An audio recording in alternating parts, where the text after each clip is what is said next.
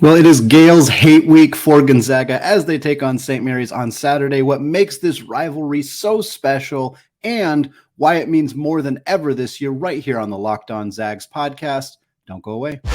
You are Locked On Zags, your daily podcast on the Gonzaga Bulldogs. Part of the Locked On Podcast Network.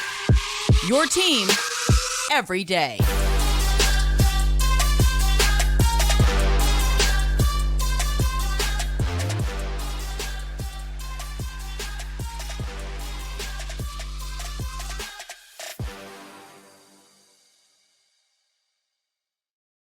What is going on, y'all? Welcome to the Locked On Zags podcast, part of the Locked On Podcast Network, your team every day. I am your host, Andy Patton, and today's episode is brought to you by FanDuel Sportsbook, the official sportsbook of the Locked On Podcast Network. Make every moment more by visiting FanDuel.com/LockedOn today to get started.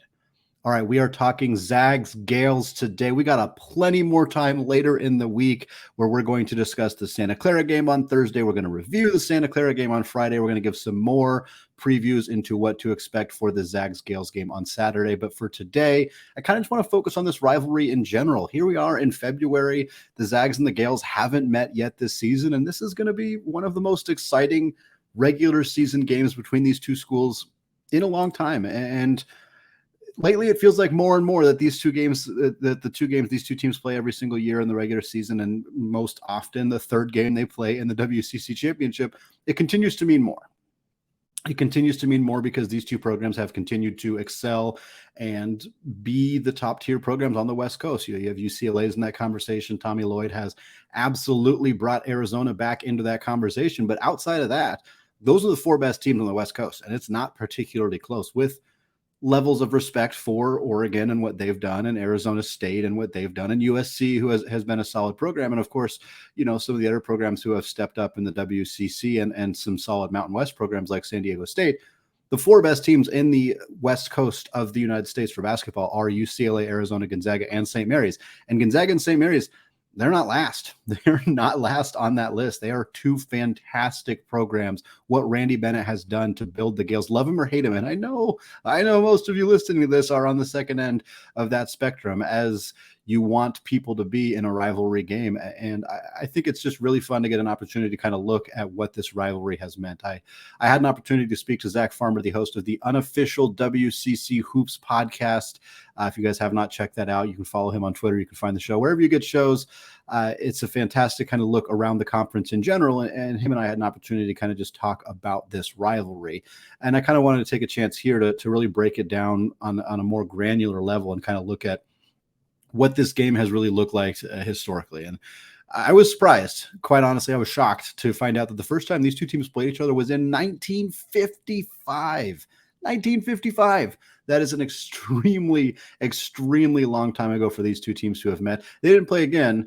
For the record, the Zags won. Always important to get that out there whenever we can. The Zags won the first matchup between these two schools, 94-77. St. Mary's, the two teams did not play again until 1971, and then they started playing each other regularly in 1980 as they were both a member of the same conference. That has persisted from 1980 until now, where they have routinely played each other twice or three times every single year since then. The overall season series, overall series history between these two schools, as you might expect, it pretty heavily favors Gonzaga, for this being one of, if not the premier West Coast college basketball rivalry. It doesn't necessarily look like that when looking at the win-loss percentage. For the Zags, they have 78 wins compared to 32 for the Gaels. That means that Gonzaga has won just a hair over 70% of the matchups between these two programs. The longest winning streak for Gonzaga is 17 games. That persisted from 1999 to 2005. A entirely unsurprising stretch of time for Gonzaga to be the dominator in that matchup, as Gonzaga was at that time just starting to really become the program that they have become. In 1999, of course, the first year the Zags went on that run into the Elite Eight with Casey Calvary and Richie Fromm and Matt Santangelo. Mark Few, of course, taking over the next year and elevating that program to levels really unexpected at any capacity, with Blake Stepp and Dan Dickow and, of course, Ronny Turioff, and then Adam Morrison coming in after that. Randy Bennett did not take over the program until 2002, and when he did take over the program, they were awful. I mean, awful team. They had only won 2 games the year previously. So it's not surprising that from 1999 to 2005, the Zags, who were on a very significant upward trajectory, were hammering the Gaels, who were in the midst of the worst stretch of their college basketball kind of history, until Randy Bennett took over the program and elevated them quite quickly out of that kind of messy streak. The longest win streak for the Gaels is 6. It also is not a surprising period of time, 1987 to 1990, one of the worst stretches really in Gonzaga basketball history. They were good when Stockton was there in the early to mid 80s. And then they were pretty bad for a while after that, until the mid 90s. They started to get a little bit better. And then, of course, late 90s is when things really kind of took off to help elevate the program to be the program that they are today. While St. Mary's does not have the edge in total wins, they certainly have the edge in upset wins, I should say. Again, not a surprising stat for them, considering the position they have been in more often when facing Gonzaga. They have beat Gonzaga twice when they were the number 1 ranked team in the country. As you would expect, both those victories came very recently. They were unranked when they beat Gonzaga in the 2019 WCC Championship. I remember that game real distinctly, as I imagine many of you do. I was at that contest. St. Mary's just absolutely slowed that game down to a crawl. Gonzaga could not hit the broadside of a barn. They ended up going into the NCAA tournament with a pretty significant lack of momentum. Still had a nice run, but ultimately, didn't reach the goal of a Final Four in that season. The other time Gonzaga has lost as a number 1 seed number 1 ranked team to St. Mary's was in 2022, very, very recently, when the Gaels, at that time ranked number 23, were able to take down Gonzaga in Moraga. So again, we've seen a St. Mary's team that maybe they haven't won the majority of the games. They haven't even won they haven't even won a third of the games between these two schools, but have played spoiler significantly. And one thing I wanted to look at, knowing that Randy Bennett really had a significant elevation to Gonzaga, or to St. Mary's program, I should say, was what is Gonzaga's record since Bennett took over? Thinking, maybe we'll see that the Gaels have kind of made a resurgence. No, not in that case. But as you might know, Randy Bennett again took over in 2002. Turns out Gonzaga's been pretty darn good since 2002. So it doesn't really give you a perfect kind of picture of St. Mary's run of success in that time period, because Gonzaga's was quite frankly better. And these two teams have played each other 60 times. This will be the 61st matchup on Saturday between these two programs. The Zags have won 48 of them. 48 out of 60 is 80% of the games that these two teams have played. So for St. Mary's fans, only been able to secure a victory in 20% of the games these two teams have played, but 2 of them were taking down the number 1 team in the country. So I guess, you can hold your hat on that. Wanted to kind of touch on some of the biggest rivalry figures. I'm curious for those listening, if there are players, you can mention coaches as well, who I am not mentioning, who are particularly disliked amongst the fan bases. The first 2 that really came to mind for me, and again, I spoke with Zach Farmer on that unofficial WCC Hoops podcast about some of these figures. But Adam Morrison is who he mentioned as like one of the biggest for St. Mary's fans. That makes sense, as that was kind of the stretch of time when Gonzaga was absolutely dominating St. Mary's. It was before Randy had really elevated that program. Again, he took over in 2002. By 2005, that team had gone 24-9 and had made the NCAA tournament. So that is how quickly Randy Bennett turned things around. But that was a stretch of time where St. Mary's was starting to get good and Gonzaga was still beating them because Adam Morrison was killing them. So it makes sense that would be a figure that they would not particularly like in Gonzaga's history. I mentioned Omar Samhan, and I stand by the fact that I think Omar Samhan is the most hated St. Mary's player for Gonzaga fans. You can disagree. That's totally understandable. I would love to hear who you think that it is. For me, Omar Samhan, he was loud. He was abrasive. He yelled at the student section. He yelled at Mark Few. He was really, really talented. And look, he loves it. That's my favorite thing about Omar Samhan, man. He loves it. It was a recent story when they were playing in, I think it was the basketball tournament, and he flew into Spokane. He was flying into Spokane. He got recognized at the airport and people booed him. This was a decade or so after his college career ended, and he was getting booed in the Spokane airport, and he loved it. And I think that's awesome. I think that's absolutely awesome. Keep booing him if you see him, because he eats it up. Matthew Dellavedova is the other name that came to mind for me. Of course, a intensely villainous guy in his appearance, the mouth guard, the scraggly hair, the scrappy style of play, the fact that he was also extremely talented. There's not a lot of guys who were playing college basketball over 10 years ago who are still playing professional basketball today. And he's playing at the highest level. He's playing in the NBA right now still for Matthew Dellavedova. So it's been a very nice career for him. And on that same vein, talking about historical villains in this rivalry from about a decade ago, Kelly Olynyk absolutely comes up as a player for St. Mary's fans, as he probably should, for his kind of villainous nature and throwing down monster dunks all over St. Mary's in the WCC championship game in Las Vegas. A couple more guys I wanted to mention here, Jock Landale and Drew Timme, who have been more recent villains in the St. Mary's and Gonzaga rivalry. Again, lots more coming up on the Gonzaga St. Mary's game, the specific game on Saturday. We'll talk about that more in later episodes this week. For now, though, I want to switch gears and talk about Andrew Nembhard, who was just named to the Rising Stars event in the NBA. Further proof that Gonzaga is as good as anybody in the country at developing NBA talent. More after that, more coming up after a word from today's sponsor, FanDuel. Well, the NFL playoffs are here, and we are so excited about our new sports betting partner for Locked On, because they're the #1 sports book in America. That is FanDuel. FanDuel, well, if you're new to FanDuel, that's even better. They have so many great features that make betting on sports fun and easy. New customers join today to get started with $150 in free bets guaranteed when you place your first $5 bet. Just sign up at FanDuel.com/lockedon.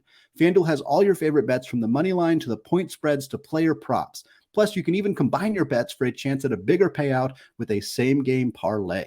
Make sure maybe you like Gonzaga's odds to beat the spread at home against Santa Clara on Thursday, or maybe you like them to take it to St. Mary's on Saturday. Heck yeah, you do. Either way, you can bet comfortably on an app that's safe, secure, and super easy to use.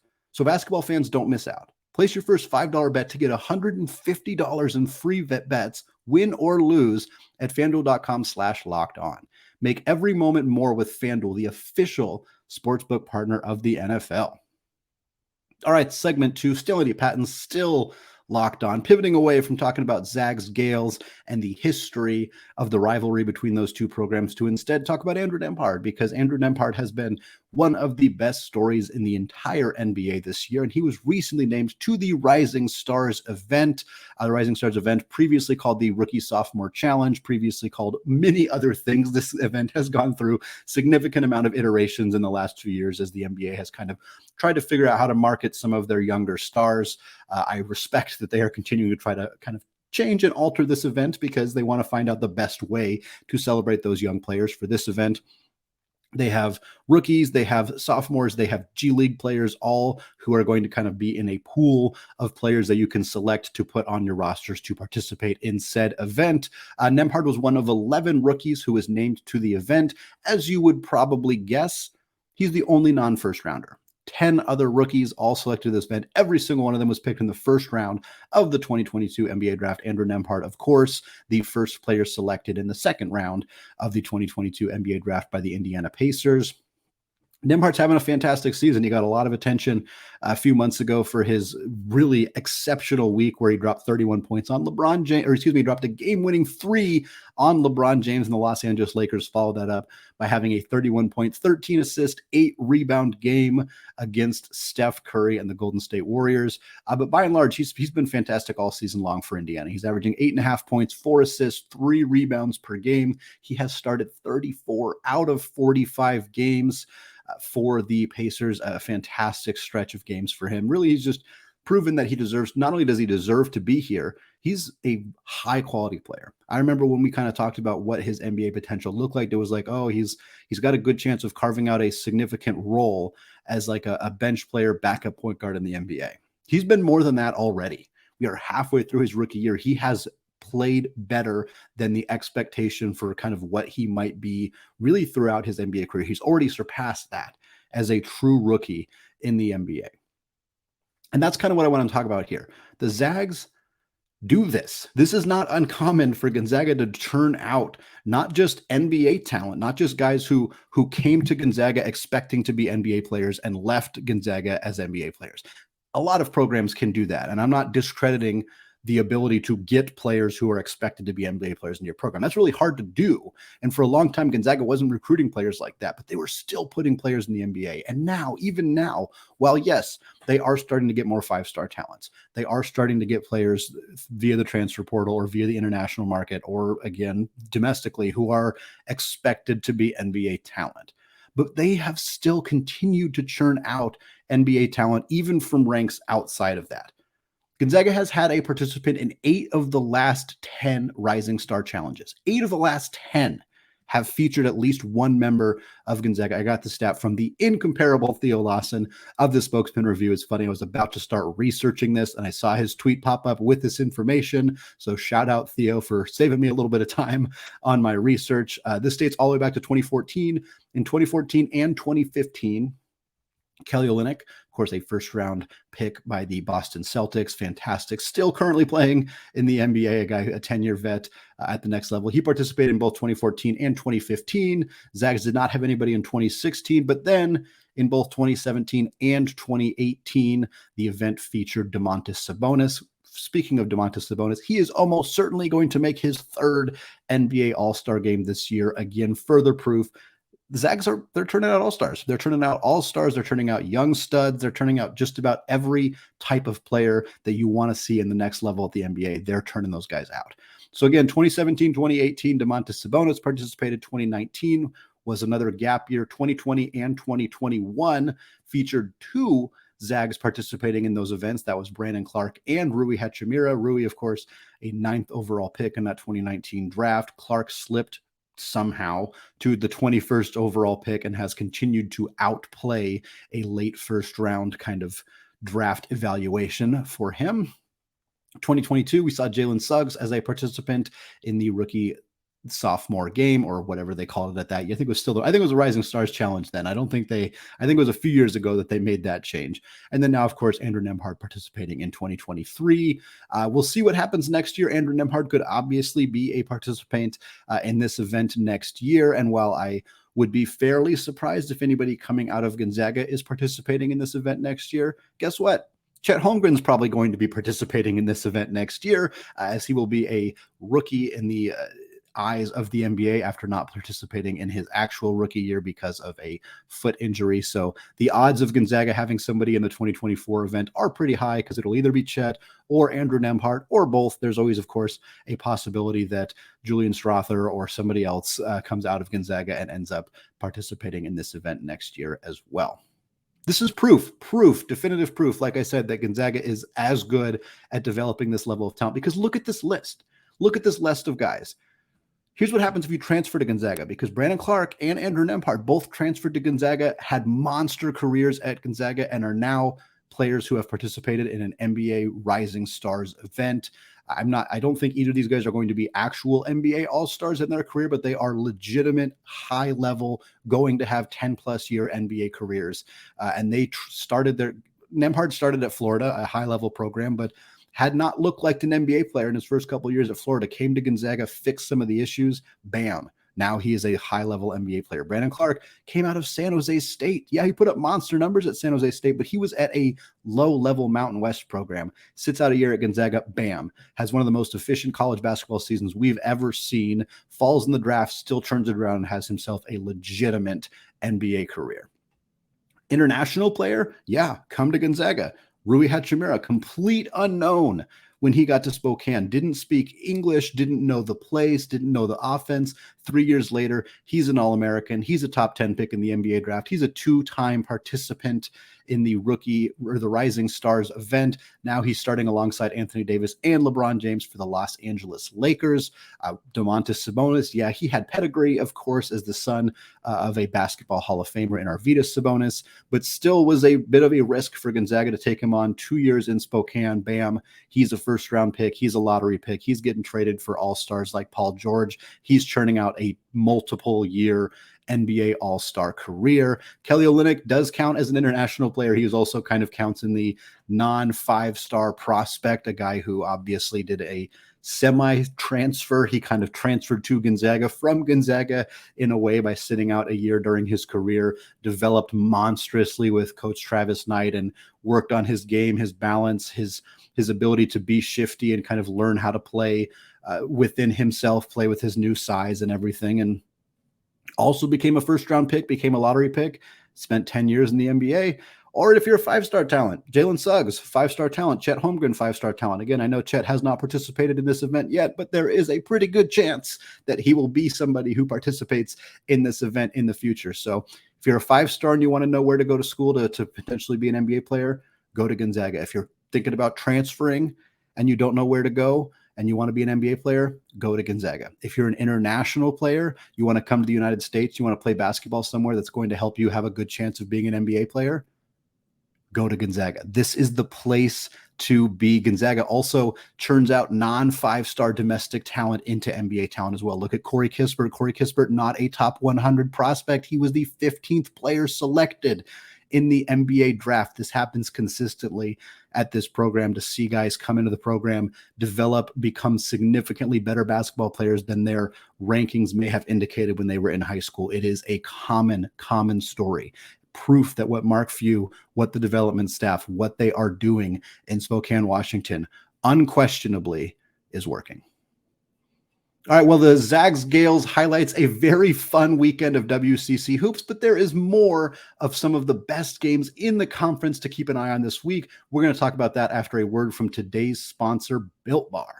If you're looking for a delicious treat, but you don't want all of the fat and calories, then you have got to try a Built Bar. We just got through the holidays, and I know my goal is to eat a little bit healthier this year. If you're like me and you want to eat healthier, but you don't want to compromise taste, then I've got just the thing for you. You've got to try Built Bar.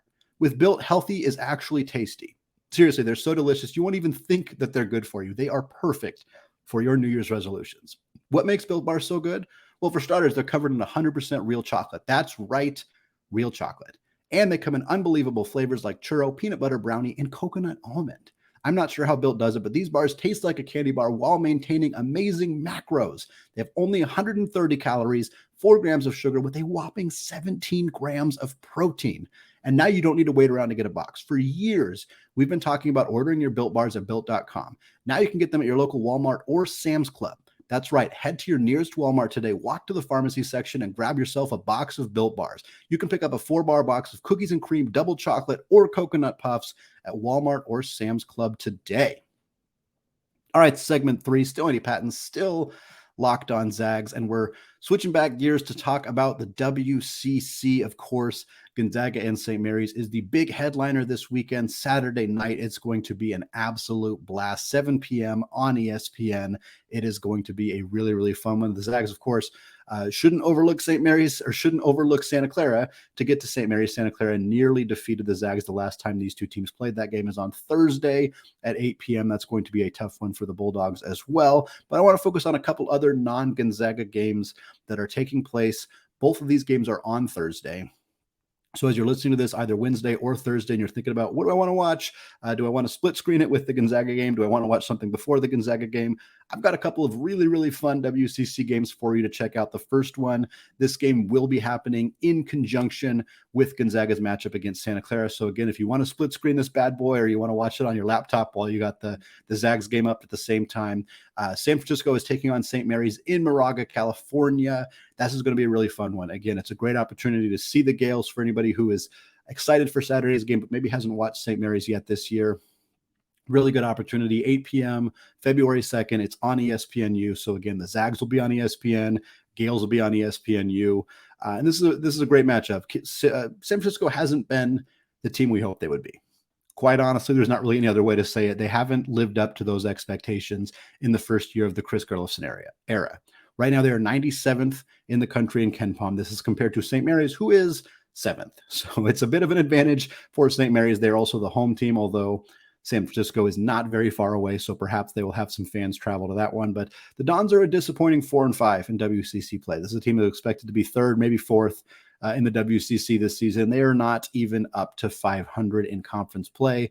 They do currently have a 3-game win streak, though, so they have kind of turned things around in the last couple of weeks. They beat Pacific, they beat BYU, they beat San Diego.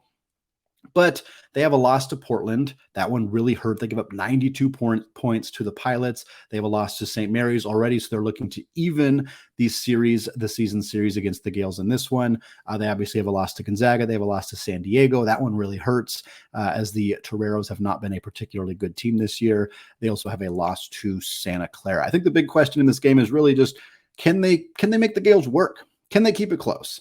St. Mary's has blown out a lot of teams in the WCC this year, and that's what makes them such a dynamic team from the analytics perspective. That's why the Torvik rankings love them. That's why KenPom loves them, because they really take into account not just how you beat a team, not just your win-loss record, but what you are actually doing in those games. St. Mary's is beating teams badly, and that has helped them elevate where they are ranked in KenPom, in Torvik, and some of those other advanced analytical models. So can San Francisco, it's going to be hard for them to win. I'm not saying they can't win. They absolutely can win. But I'm curious to see if they can even keep it close. Can they make this so that it's not a 15, 18, 20, 26 or so point victory for the Gaels? The biggest story for them, if they're going to do that, Khalil Shabazz needs to have a monster game. He needs to be an absolute monster on both ends of the floor, offensively and defensively. If he can play one of the best games of his career and really slow down Aiden Mahaney, the star freshman for the Gaels, really light it up from beyond the arc, perhaps the Dons can stay in this one. Good news, bad news situation for those of you who are obviously planning to tune into Gonzaga's game on Thursday night against Santa Clara. The good news is that we know what is going to be going on before the Gonzaga game, as so often happens because Gonzaga plays so late in the day. They are usually delayed by not just 30 seconds, not just 2 minutes, sometimes 5, 6, 8, 10, 15 minutes of delay before the game actually starts on the channel is designated to start on. For this game, they are supposed to be playing on the CBS Sports Network at 8 p.m. The game that starts at 6 p.m. on the CBS Sports Network is the game that I highly suggest watching for those of you who have the ability to do so. LMU at BYU at the Marriott Center. It is the prequel to Gonzaga's game. We're hoping for a short game, but also another fun game here. And this is a really, really even matchup. KenPom has LMU as the 85th best team in the country. They have BYU, the home team in this situation, as the 80th best team in the country. But what really fascinates me is that LMU, from an offensive and defensive perspective, is a pretty balanced squad. BYU is not. LMU adjusted offense per KenPom 97th, adjusted defense per KenPom 91st. So we're looking at a team that is basically right inside the top 100 in the entire country for both offense and defense. BYU adjusted offense 183rd. BYU is barely a top 200 team in the country in offense. That is staggering. That is a shocking number for Mark Pope's team. We knew looking at this roster, hey, the guard play is pretty inconsistent. You know, is Spencer Johnson going to step up? Is Rudy Williams, the Coastal Carolina transfer, who's he going to, what kind of player is he going to be? But man, it has been a really rough year for them in terms of putting the basketball through the hoop. However, they're 28th in the country defensively, 28th. This is a top 30 team in the entire country on the defensive end of the floor, but barely top 200 team in the country offensively. So what's going to win out? LMU's ostensibly kind of a control group here in a sense where they're basically the same on offense and defense. So if this is a high scoring game, then we know, okay, well, obviously BYU found a way to exploit some mismatches in LMU's defense. That's great for them. If it's a super low scoring game, then it's like, okay, well, obviously we're not surprised that BYU's offense struggled, but LMU wasn't able to score on BYU's defense, so kind of created a unique situation. So I'm curious to see how that's going to shake out, whether LMU is going to be able to kind of penetrate for BYU's defense, whether BYU is going to be able to score the basketball at all. Right now, LMU is the hotter team. They are riding a 4-game win streak. Those wins are over San Diego, Portland, Pepperdine, and as all of us are trying to forget, Gonzaga as well. They are 6-3 in conference play and in third place. Third place behind St. Mary's and Gonzaga is a really, really nice year for Stan Johnson's club. BYU is meanwhile on a 3-game losing streak. They lost at Santa Clara. They lost to San Francisco. They lost to St. Mary's. 3 very good teams, but kind of proof of where BYU is in the WCC right now. They're 4-5 in the final year of WCC conference play, and they haven't looked like a team that deserves to be in the top 5 in the conference. They look like a team that is worse than Santa Clara, that's worse than San Francisco, that's worse than St. Mary's, and that's why they lost to those teams. Are they worse than LMU? Tune in 2 hours before Gonzaga tips off against Santa Clara on Saturday or on Thursday, and we'll find out. All right, that is going to do it for me today. Don't forget to check out the Locked On College Basketball podcast. It is available wherever you get podcasts. It is also available on YouTube. You can go there, hit that big red subscribe button. And if you haven't done so for Zags yet, go to Locked On Zags, hit that subscribe button as well. You can leave a review for the show on iTunes. All of it is very, very much appreciated. Thank you all for listening. And of course, as always, go Zags.